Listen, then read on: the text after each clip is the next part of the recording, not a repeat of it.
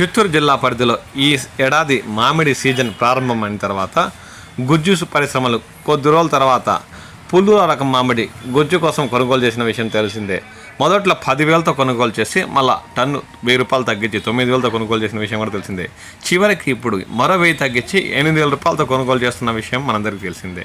ఇక గుజ్జు కోసమే ఖాదర్ రకం మామిడిని ప్రారంభంలో గత 15 రోజుల క్రితం టన్ను 23,000 రూపాయలతో కొనుగోలు చేసిన గుజ్జు పరిశ్రమలు 2-3 రోజుల్లోనే టన్నుకు 1,000 రూపాయలు తగ్గించాయి. మళ్ళీ దాదాపు 4-5 రోజుల తర్వాత దానిలో 2,000 తీసేసి టన్ను ఖాదర్ గుజ్జు కోసం 20,000తో కొనుగోలు చేయడం మొదలుపెట్టాయి. దీంతో రైతుల్లో కాస్త ఆందోళనలు మొదలయ్యాయి. మళ్ళీ కొద్ది రోజులకే టన్నుకు 2,000 పెంచిన గుజ్జు పరిశ్రమలు కొద్ది రోజుల తర్వాత ఖాదర్ రకం గుజ్జు కోసం మళ్ళా తగ్గించేసి కొనుగోలు చేస్తున్న విషయం తెలిసిందే. ఏ ధర కూడా గుజ్జు పరిశ్రమలు కంటిన్యూగా పెట్టడం లేదని రైతులు కాస్త వాపోతున్నారు.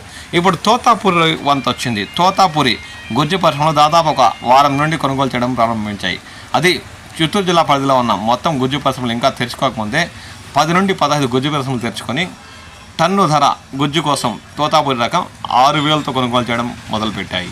ఇక ర్యాంపులు మండీల వద్ద టన్ను గుజ్జు కోసం 5,000తో కొనుగోలు చేస్తున్న విషయం కూడా తెలిసిందే.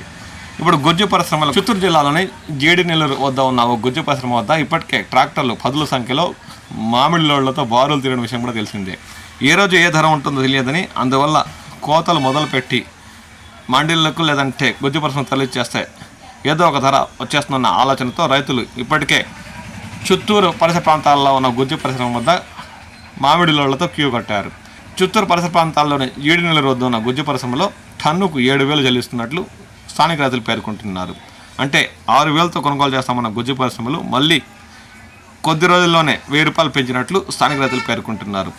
టన్ను 10,000తో కొనుగోలు చేస్తే తప్ప ఈ ఏడాది మామిడి రైతులకు ఏమాత్రం గిట్టుబాటు కాదని, 1-3-4 సార్లు మందులు పిచికారీ చేసిన డబ్బులు కూడా రావని వారు వాపోతున్నారు.